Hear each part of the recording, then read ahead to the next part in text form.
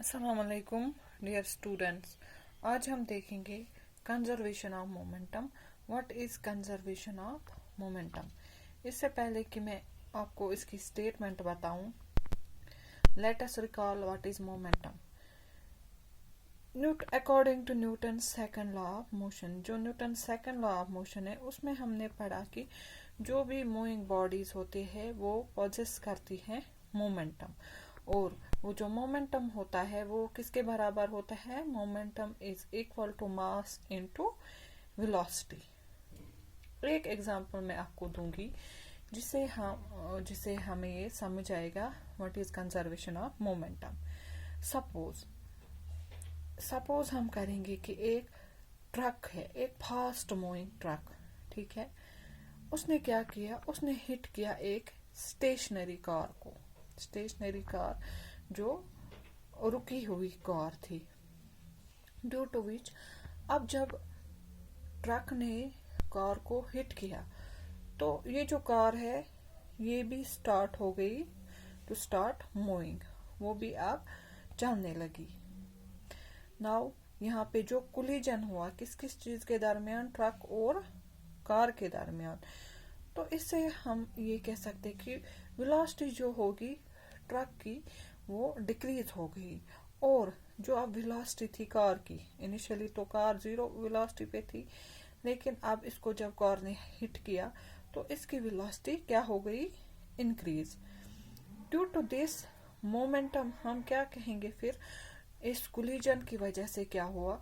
जो momentum of truck है वो डिक्रीज हो गया, और जो मोमेंटम है कार का वो क्या हो गया? इंक्रीज। तो हमें ये पता चला कि it has been found that the increase in momentum of car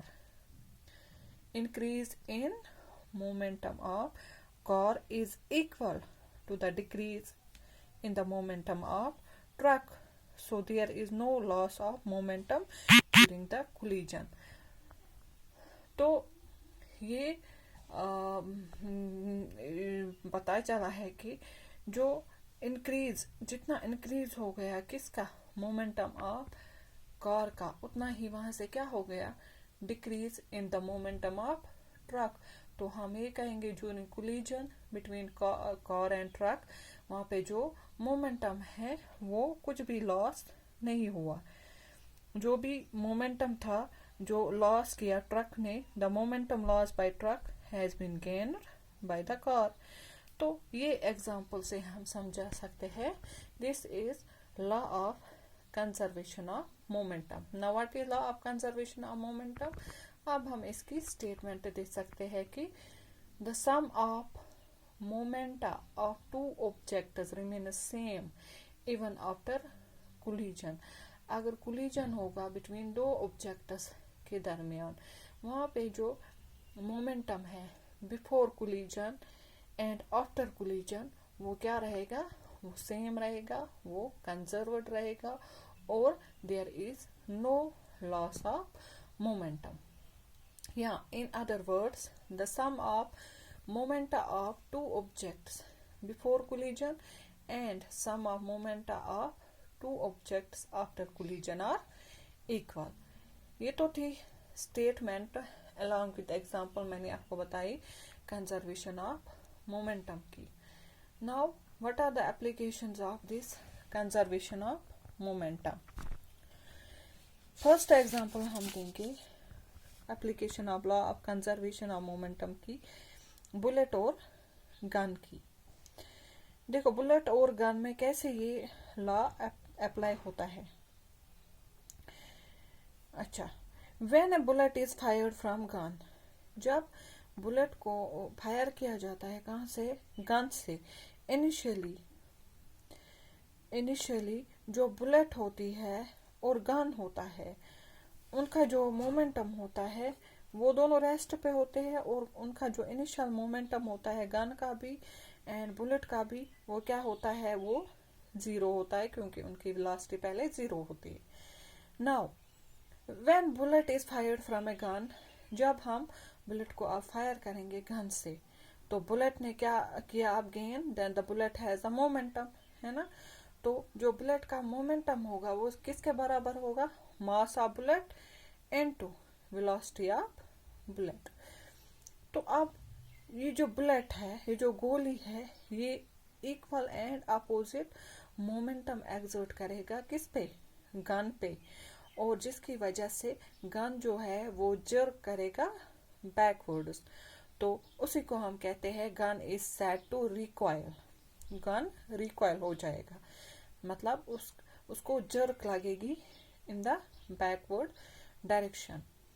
तो उसकी वजह से जो backward velocity of gun is called recoil, उसको हम रिकॉइल वेलोसिटी भी कहेंगे। तो जो मोमेंटम एक्वायर किया गन ने वो किसके बराबर होगा, वो होगा mass of gun into recoil velocity of gun.